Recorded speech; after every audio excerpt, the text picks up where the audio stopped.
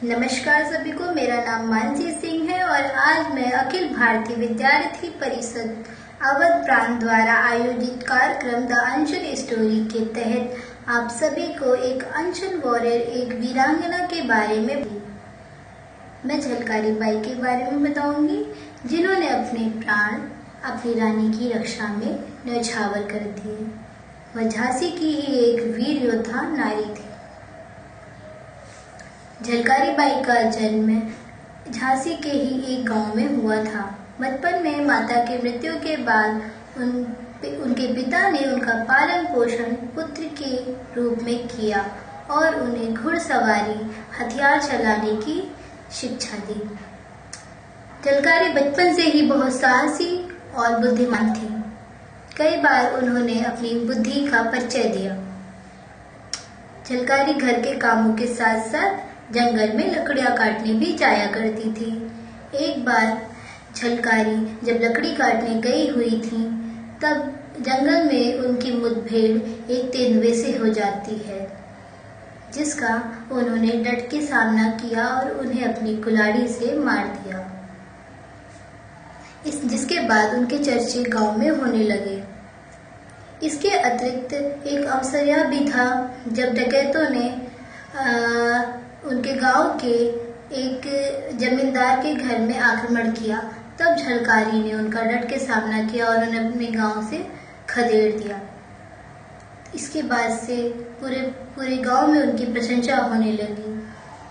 कुछ समय बाद झलकारी बाई के पिता ने उनका विवाह एक उन्हीं की तरह वीर योद्धा से कर दिया, जिनका नाम था पूरन कोली, जो कि झांसी की रानी के सेनापति थे। विवाह के पश्चात झलकारी बाई अपने पति के साथ उनके गांव में रहने चली जाती हैं। इसी बीच गौरी पूजा के अवसर पर झलकारी बाई रानी को संबोधन देने के लिए रानी के किले पहुंचती हैं। किले में झलकारी बाई को देखकर सभी लोग चकित हो जाते हैं, क्योंकि झलकारी बाई का रंग रूप बिल्कुल रानी लक्ष्मीबाई के जैसा ही था और दोनों के रूप में अलौकिक सामान्यताएं थीं। रानी लक्ष्मीबाई को भी यह बात पता चलती है और सभी महिलाओं से उनके बहादुरी के किस्से सुनकर रानी झलकारी बाई से उन्हें कहती हैं कि वह उनकी दुर्गा सेना में शामिल हों। झलकारी बाई के मन में देश प्रेम बहुत अधिक था और वह हाँ कह देती हैं। उसके बाद झलकारी बाई ने सेना की अन्य महिलाओं के साथ बंदूक चलाना, तोप चलाना और तलवार चलाने जैसी कलाएं सीखी। झलकारी बाई के साहस को देखते हुए रानी ने उन्हें अपनी महिला सेना का सेनापति बना दिया।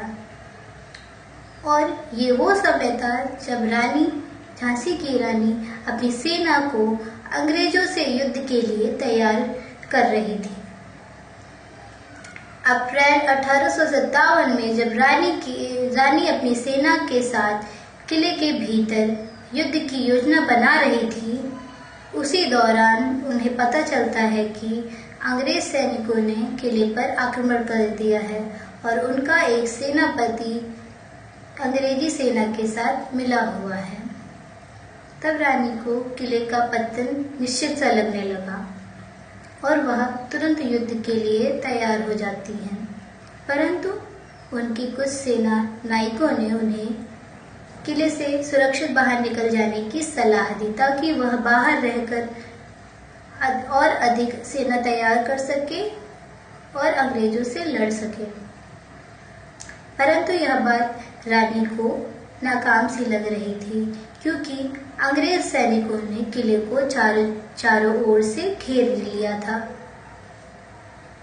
और तभी झलकारी बाई अपनी बुद्धि का परिचय देते हुए रानी की वेशभूषा धारण कर लेती हैं और रानी से कमान हाथ में लेने की विनती करती हैं, ताकि वह अंग्रेजी सेना से रानी बनकर युद्ध कर सके। रानी यह बात सुनकर चिंतित हो जाती हैं।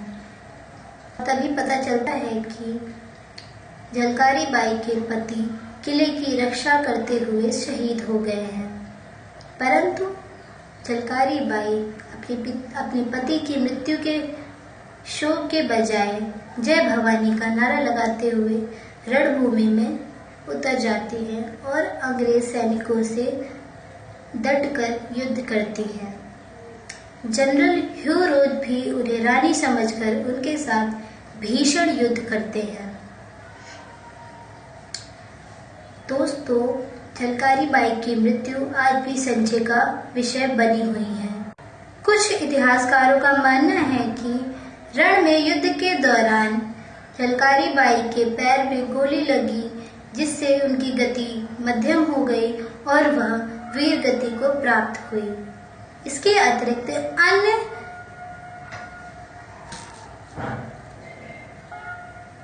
अन्य इतिहासकारों का मानना यह भी है कि अंग्रेजी सैनिकों द्वारा उन्हें बंदी बना लिया गया और कुछ समय बाद छोड़ दिया गया। इसके बाद वर्ष 2001 में भारत सरकार द्वारा उनके लिए एक डाक भी जारी किया गया।